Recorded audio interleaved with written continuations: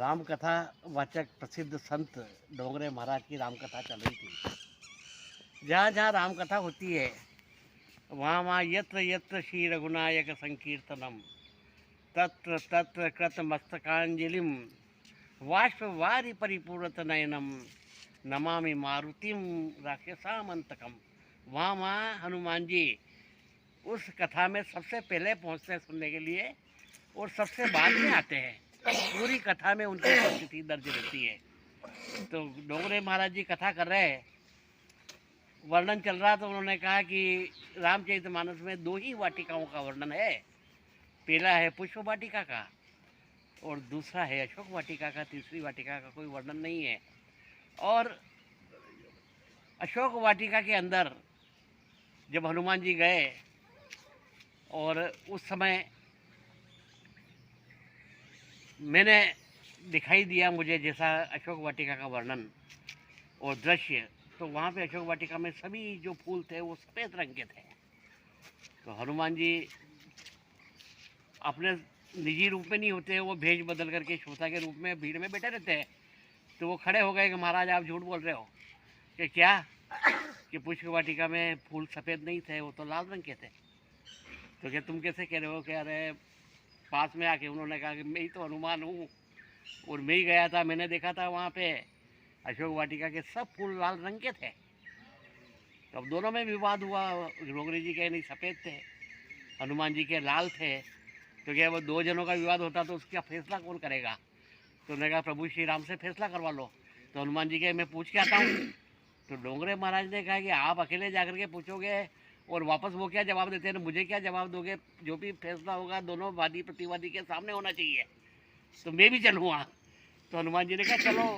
डोंगरे महाराज को लेकर के हनुमान जी प्रभु श्री राम के पास गए कि क्या बात है कि विवाद का विषय ये है कि ये महाराज कह रहे हैं, गलत कथा सुनाते हैं, कहते हैं कि वहाँ सफ़ेद फूल थे और मैंने तो देखे वो सब लाल फूल थे।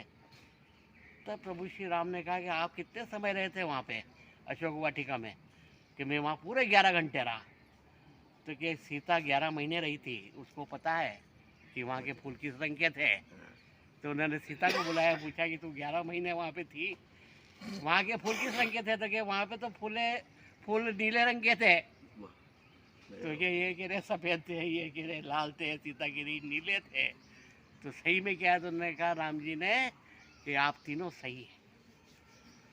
वहाँ के फूल सफ़ेद संत को इसलिए दिख रहा है कि डोंगरे महाराज को, कि जिसकी दृष्टि जैसी होती है वैसी उसको शक्ति दिखाई देती है। संत हृदय अति निर्मल नीरा और साधु चरित शुभ सरित कपासु निरस बिसत गुणमय फल जासु।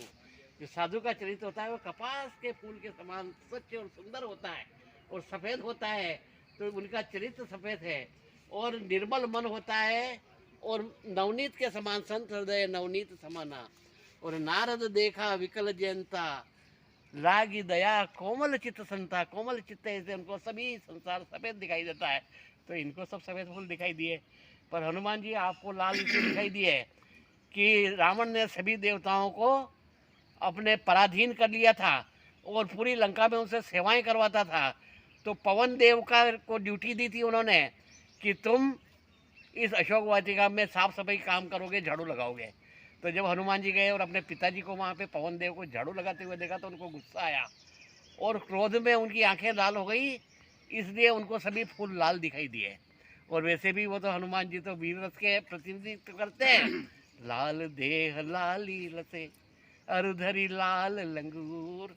तो साहस के प्रतीक हनुमान जी, उनको तो आपको तो सब लाल ही दिखाई देता है, इसलिए फूल आपको लाल दिखाई देता है। और सीता को नीले क्यों दिखे? तो सीता जी को नीले इसलिए दिखे कि जब मैं कपट कुरंग के पीछे जा रहा था और उस समय अंतिम समय में जब सीता ने मुझे देखा कि जय विधि कपट कुरंग संग धाई चले श्री राम सोई सीता छवि उर्धरी जपति रहती हरि नाम। तो उनके मन में वही छवि थी, नीला भुज श्याम कोमलांगम। मेरा नीला वर्ण ही उसके हृदय में बसा हुआ था और वो रंग ही उसको हर फूल में दिखाई देता था। इसलिए आप तीनों सही है, सीता भी सही है, आप भी सही हो और डोंगरे महाराज भी सही है। तो क्या की रही भावना जैसी प्रभु मूर्ति देखी तीनों।